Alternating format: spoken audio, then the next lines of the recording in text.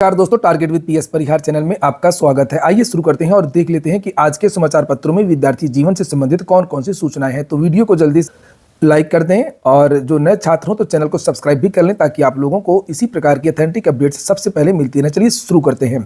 बात कर लेते हैं सबसे पहले शिक्षक भर्तियों की, और आज के समाचार पत्रों में भी शिक्षक भर्तियों की ही ज़्यादा सूचनाएं हैं। बेसिक एडेड कॉलेजों में भर्ती होंगे 75,000 टीचर। शिक्षा विभाग भर्ती आयोग को जल्द भेजेगा अधियाचन। यहाँ पर आगे लिखा कि 50,000 शिक्षक बेसिक स्कूलों में भर्ती होंगे। अभी आगे जो मैं बात करूंगा, जो कल मीटिंग हुई है उसको लेकर के भी बहुत सारे समाचार पत्रों में बहुत सारी जानकारी दी गई है कि क्या चल रहा है और कल क्या निष्कर्ष निकला। तो लिखा है प्रदेश के एडेड इंटर कॉलेजों में 25,000 टीजीटी पीजीटी की भर्ती होगी। गुड। बेसिक स्कूलों में भी 50,000 शिक्षक भर्ती होंगे। इस बाबत शिक्षा विभाग ने खाली पदों का ब्यौरा जुटा लिया है। जल्द अधियाचन शिक्षा सेवा चयन को भेजा जाएगा। आयोग ही अब सभी शिक्षकों की भर्तियां करेगा। प्रदेश में लंबे समय से शिक्षकों की भर्तियां नहीं हुई हैं। अभी तक बेसिक की भर्ती में बेसिक शिक्षा परिषद करता था। परिषद की आखिरी भर्ती 2018 में 69,000 का विज्ञापन निकला था। उसके बाद 68,000 का विज्ञापन निकला। 69,000 भर्तियों का रिजल्ट 20 में आया। दोनों भर्तियां पूरी हो गई, लेकिन इनको लेकर के कोर्ट का विवाद अभी भी जारी है। वहीं एडेड माध्यमिक शिक्षकों की नियुक्ति के लिए माध्यमिक शिक्षा सेवा चयन बोर्ड था। माध्यमिक शिक्षा सेवा चयन बोर्ड ने 2012 के बाद कई बार विज्ञापन निकाला, लेकिन हर बार भर्तियां फंसती रही। आखिरी बार 2022 में टीजीटी पीजीटी के 4,163 पदों के लिए विज्ञापन निकला और 13,33,136 आवेदन आए, लेकिन उसके बाद बोर्ड भंग हो गया और इसी वजह से ये भर्तियां नहीं हो पाई। अब शिक्षा विभाग में सभी पदों के लिए एक आयोग बना दिया गया है। आप लोगों ने चैनल को सब्सक्राइब ना किया होगा तो सब्सक्राइब जरूर कर लें। चोरी से वीडियो मत देखा करें। चोरी से ज्ञान कभी नहीं अर्जित किया जाता है। चोरी से कोई भी जानकारी नहीं प्राप्त की जाती है। आगे यहाँ पर लिखा कि इस शिक्षा सेवा चयन आयोग को ही भर्तियां करनी है। आयोग कर रहा इंतजार। शिक्षा सेवा चयन आयोग का गठन अगस्त 2023 में हुआ था और ये सब बातें यहाँ पर लिखी हैं। अभी तक किसी भी विभाग ने अधियाचन नहीं भेजा है और माध्यमिक शिक्षा विभाग ने अधियाचन की तैयारी कर ली है। मैंने कल बताया था आप लोगों को ना, जो मैंने कल मीटिंग के सर वाला वीडियो बनाया था, तो मैंने कहा था कि जो 31 तारीख को ही माध्यमिक में जो निदेशालय है वहाँ पर रिक्त पदों का जो ब्यौरा है वो आ गया है। पद मैंने बताया था कि लगभग 30 से 32,000 पद है, लेकिन यहाँ पर लिखा है कि 25,000 पद खाली हैं। वहीं इस बेसिक स्कूलों में 50,000 पद खाली हैं। इन पदों के आधार पर बेसिक और माध्यमिक शिक्षा विभाग ने अधियाचन भेजने की तैयारी कर ली है। विभाग के अधिकारियों के अनुसार जल्द ही ये ब्यौरा आयोग को भेज दिया जाएगा। और अन्य भर्तियों के बारे में भी लिखा गया है कि कस्तूरबा विद्यालयों में अगले सत्र में ही मिल जाएंगी नई टीचर, और उसमें बहुत सारी भर्तियां लगातार निकल रही हैं। अभी मैं कुछ जिलों के नाम भी बताऊंगा कहाँ से भर्तियां निकली हैं लास्ट में, लेकिन 2,488 पदों पर कस्तूरबा गांधी बालिका विद्यालयों में भर्ती होनी है। अब आ जाइए शिक्षा सेवा चयन आयोग की मीटिंग। शिक्षा सेवा चयन आयोग ने मार्च तक रिक्त पदों का ब्यौरा मांगा है। निदेशकों की बैठक में अर्हता और सेवा नियमावली का मुद्दा उठा है, लेकिन मेन बात जो मैंने कल ही बताई थी आप लोगों को, वो है अधियाचन के लिए पोर्टल में होगा संशोधन। अधिवक्ताओं की बैठक कुछ नहीं हो पाई, वो नई डेट उसके लिए घोषित किया जाएगा। कुछ तकनीकी समस्याएं आ गई थी और यहाँ पर कई मुद्दों पर चर्चा हुई है। लिखा है कि मार्च 2025 तक रिक्त होने वाले पदों का ब्यौरा मांगा गया है। शनिवार को आयोग परिसर में निदेशकों की बैठक में अधियाचन 1 सप्ताह में उपलब्ध कराने को कहा है।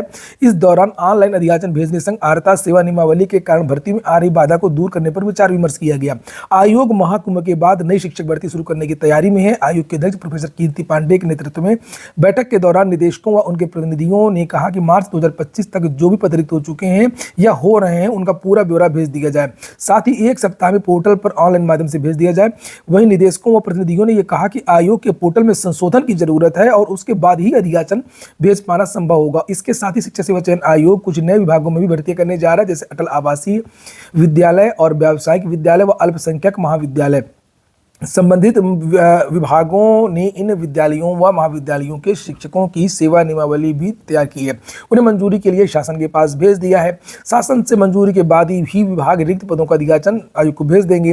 बैठक में अर्हता का मुद्दा भी छाया रहा कि टीजीटी पीजीटी भर्ती में कई विषयों की अर्हता पर विवाद है और उनमें संशोधन किया जाना है, तय किया गया। अर्हता को लेकर के किसी भी तरह का जो विवाद वो नहीं होना चाहिए। भर्तियां फंसती रहती हैं, लेकिन सबसे बड़ा जो मुद्दा था वो पोर्टल में संशोधन को लेकर के था और इसको लेकर के कई समाचार पत्रों में भी यहाँ पर जानकारी दी गई। लेकिन बहुत बड़ा मुद्दा नहीं है ये एनआईसी इसको तुरंत ठीक कर देगा। और बस ये कि हाँ, सरकारी काम है, नहीं तो काम तो वो 1 घंटे का है। नया जो फॉर्मेट बना करके उस पर जोड़ देना है।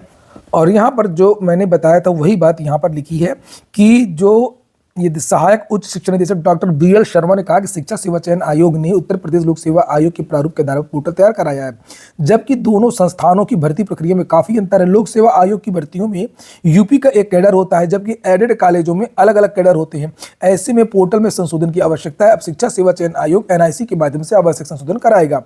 बस जैसे ये काम हुआ तो खट से आपका जो अधियाचन है वो चाहे प्राइमरी का हो, चाहे वो माध्यमिक का हो, चाहे वो हायर का हो, चाहे अटल आवासीय विद्यालयों का हो, चाहे वो अल्पसंख्यक विद्यालयों का, आपका तुरंत जो अधियाचन है वो यहाँ पर आ जाएगा। उसके बाद में भर्ती की प्रक्रिया आपकी आगे बढ़ जाएगी।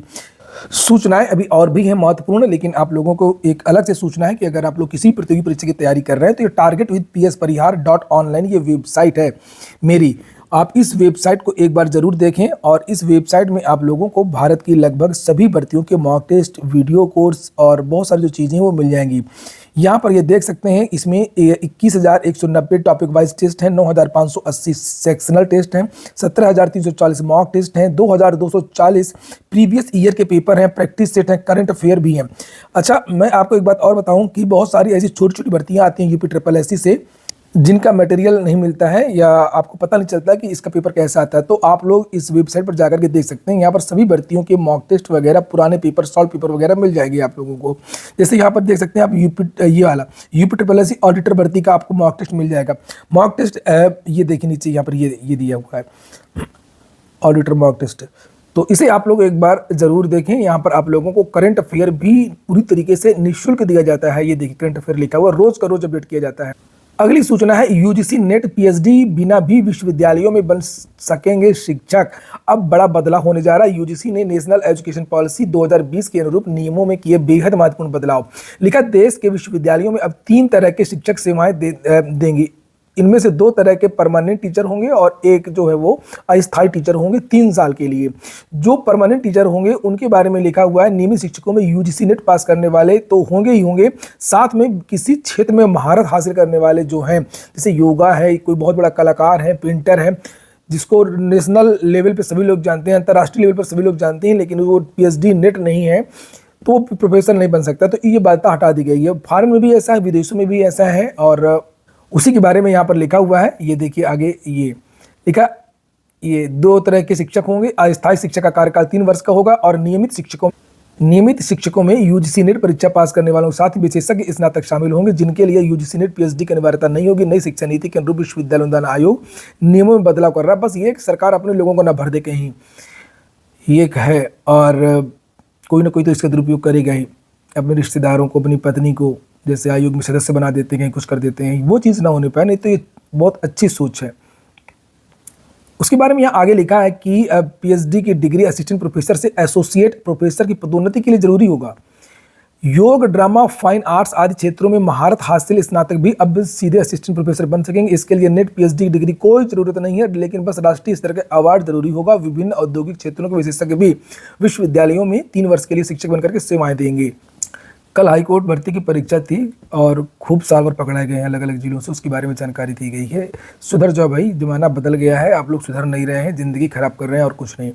और पहले इतनी जांच नहीं होती थी, बहुत कड़ी जांच होती है। बायोमेट्रिक के साथ साथ में जो कक्ष निरीक्षक होते हैं उनकी भी पैनी नज़र आजकल रहती है, और अगर आप पकड़े गए तो अब जल्दी जमानत नहीं होती है। मैंने कल इसके बारे में जानकारी दी थी। पहले तो कोर्ट वगैरह सोचते थे चलिए ठीक है, इक्का दुक्का केस आते थे, अब सोचते हैं पेशेवर हैं, ये गैंग है और ये रुक नहीं रहा है, तो अब कोर्ट भी सख्त है। कल ही एक जो छात्रा है सीटेट की, जो DP गर्ल्स इंटर कॉलेज में पकड़ी गई थी, सीटेट का जब एग्जाम था तो बड़ी मुश्किल से उसकी जमानत हुई है। शिक्षा मित्रों के लिए खुशखबरी आ गई है। लिखा है, योगी सरकार जल्द कैबिनेट में लाने जा रही प्रस्ताव। शिक्षा मित्रों समेत 8 लाख कर्मियों का मानदेय बढ़ेगा। कितना बढ़ेगा अभी ये बहुत स्पष्ट तो नहीं है, लेकिन यहाँ पर दुगना लिखा हुआ है, दुगना। सूत्रों के मुताबिक मुख्यमंत्री योगी आदित्यनाथ ने न्यूनतम मजदूरी की दर से उससे कम वेतन पाने वाले संवर्गों के कर्मियों को एक समान 17,000 से लेकर के 20,000 रुपये प्रतिमाह देने के निर्देश दिए हैं। अगर ऐसा हो गया तो बहुत अच्छा है, स्वागत योग्य कदम है, क्योंकि सरकार तो लगातार यही कर रही है, संविदा पर भर्तियां कर रही है टोटल। तो संविदा की जो सबसे ज़्यादा बुराई होती है वो मिनिमम मजदूरी को लेकर के होती है कि कम से कम कुछ खाने पीने की व्यवस्था हो जाए, महीने में उतना तो मिलना चाहिए। तो 20 से 25,000 से कम मिलना ही नहीं चाहिए। किसी को मिलता है उसी पद के लिए 1 से 1.5 लाख और किसी को मिलता है 8 से 10,000, और किसी किसी विभाग में तो 1,000-2,000 रुपये ही मानदेय मिलता है। जैसे शिक्षा विभाग में रसोईया का एक पद होता है, उसको 1,000 रुपये केवल दिया जाता है महीने का। सोचिए मजबूरी, का फ़ायदा नहीं उठाना चाहिए किसी को। तो शिक्षक मित्रों को लगातार खुशखबरी है। एक तो उनका कल ट्रांसफ़र वाला मामला हल हो गया है, अब उनको अपना मूल जिला मिल जाएगा। यूपीपीएससी की भी एक खबर है, कोई खास खबर नहीं है। यूपीपीएससी में वृंदावन पार्क बनवाया है, मंत्री आए थे कल, अर्जुन राम मेघवाल उद्घाटन करके गए हैं। और छोड़िए, ये अपने काम की खबर नहीं है। एक खबर है लोक सेवा आयोग की, देख लीजिए। आयोग ने 4 अभ्यर्थियों का चयन किया निरस्त। उत्तर प्रदेश लोक सेवा आयोग ने चिकित्सा स्वास्थ्य एवं परिवार कल्याण विभाग एलोपैथी के तहत चिकित्साधिकारी ग्रेड 2 के पदों पर चयनित अभ्यर्थियों के परिणाम में संशोधन किया है। चिकित्साधिकारी आर्थोपेडिशियन के 22 पदों पर सीधी भर्ती का परिणाम 20 जून 24 को घोषित किया गया था, लेकिन 3 अभ्यर्थियों तरुण नौगरैया, अनुनय प्रताप सिंह चौहान, विकास कुमार दुबे की ओर से प्रमाण पत्र प्रस्तुत न करने के कारण उनका चयन निरस्त कर दिया गया है। और इस प्रकार चिकित्साधिकारी ऑप्थेल्मोलॉजिस्ट में चयनित शिल्पी आर्य का चयन दस्तावेज प्रस्तुत न कर पाने के कारण रद्द कर दिया गया है। तो प्रोविजनल रिजल्ट होता है, मौका दिया जाता है और वो आपको दिखाना होता नहीं दिखा पाते हैं तो रद्द कर दिया जाता है। कस्तूरबा गांधी विद्यालयों से बहुत सारी भर्तियाँ निकल रही हैं। सुल्तानपुर से भी भर्ती आ गई है और काफ़ी पद हैं भाई। ये देखिए लिखा हुआ है इसमें प्रधानाचार्य के, ये देखिए 2 पद, पीजीटी हिंदी के 2 पद, पीजीटी अंग्रेजी के, गणित के, जीव विज्ञान, रसायन विज्ञान, भौतिक विज्ञान, कंप्यूटर विज्ञान और लैब असिस्टेंट के तो 6 पद हैं। और कार्यालय अधीक्षक लिपि के 2 पद हैं। केयर टेकर का 6 पद है। रसोईया 22, चपरासी 10, चौकीदार 10। कितना मानदेय मिलेगा ये लिखा है। प्रधानाचार्य को 30,000 मिलता है, 22,000 यहाँ मिलता है। ये अर्ता वगैरह के बारे में जानने मैं टेलीग्राम चैनल पर डाल दूंगा, आप जाकर के ज्वाइन कर सकते हैं। टेलीग्राम चैनल की लिंक मेरी प्रत्येक वीडियो के डिस्क्रिप्शन में उपलब्ध रहती है। अभी और बताऊंगा कहाँ कहाँ से वैकेंसी निकली है, किन किन जिलों से निकली है। लगभग 20-30 जिलों से इस समय भर्तियाँ निकली हैं। एक और भर्ती और आई है, ये कार्यालय जिला बेसिक से संविदा पर ही मानदेय मिलेगा 29,282, 14,641। कंप्यूटर ऑपरेटर जिला समन्वयक का ये पद है। इसमें योग्यता के बारे में जानकारी दी गई है और ये भर्ती आई है कौशाम्बी से। जिला बेसिक शिक्षा अधिकारी के विभाग से भर्ती आई है। तो जो कौशाम्बी के लोग हों, आसपास के लोग हों, वो लोग आवेदन कर सकते हैं। आयु है 25 से कम नहीं होनी चाहिए, 40 से ज़्यादा नहीं होनी चाहिए और आवेदन कर सकते हैं। ये योग्यता वगैरह सब इसमें दिया हुआ है। ये कटिंग भी मैं डाल दूंगा टेलीग्राम पे, तो आप लोग देख लीजिएगा। प्रोफार्मा है, प्रोफार्मा बना करके भेज दीजिए, नाम आ जाए तो ठीक ही है। बहराइच से भी वैकेंसी आई है कस्तूरबा की, ये देख सकते हैं आप लोग। तो ये यहाँ पर इस तरीके से, इसको भी आप लोग देख लीजिएगा। थोड़ा सा स्पष्ट नहीं है, धुंधला है, एक ही पेज का है ना। ये पूरा प्रोफार्मा एकेडमी के आधार पर कस्तूरबा गांधी विद्यालयों में भर्ती होती है, संविदा की भर्ती होती है। ये कानपुर देहात से भी वैकेंसी आई है। इसकी जो लास्ट डेट है वो देख लीजिए, 17 जनवरी लिखी हुई है ऊपर। 17 जनवरी के पहले आप लोग आवेदन कर सकते हैं। और यहाँ पर भी पीजीटी हिंदी, पीजीटी अंग्रेजी, प्रधानाचार्य जीव विज्ञान, पीजीटी रसायन विज्ञान, पीजीटी भौतिक विज्ञान, कंप्यूटर विज्ञान, लैब असिस्टेंट वगैरह की यहाँ पर भर्तियाँ हैं। और सेम सबका प्रोसेस वही रहता है। वहाँ की वेबसाइट जाइए, प्रोफार्मा डाउनलोड करिए, पेन से लिख करके बाई पोस्ट भेज दीजिए। अयोध्या से भी भर्ती आ गई है। ये देखिए, कार्यालय जिला बेसिक शिक्षा अधिकारी अयोध्या की जो लास्ट डेट है वो 18 जनवरी है। ये देखिए यहाँ पर लिखा 18 जनवरी, तो 18 जनवरी तक आप लोग यहाँ पर भी भेज सकते हैं। ये देखिए यहाँ पर भी शिक्षकों की भर्ती निकली हुई है। ये पूरा विज्ञापन है। आज मैं सारे विज्ञापन डाल दूंगा टेलीग्राम पर। टेलीग्राम अगर सर्च करना चाहते हो तो PS परिहार न्यूज़ डालेंगे तो हो सकता है आपको दिख जाए। आज के वीडियो में इतना ही। पूरा वीडियो सुनने के लिए बहुत बहुत धन्यवाद। और आप लोगों के कोई क्वेरी हो, कोई क्वेश्चन हो तो आप लोग कमेंट बॉक्स में ज़रूर कमेंट किया करें।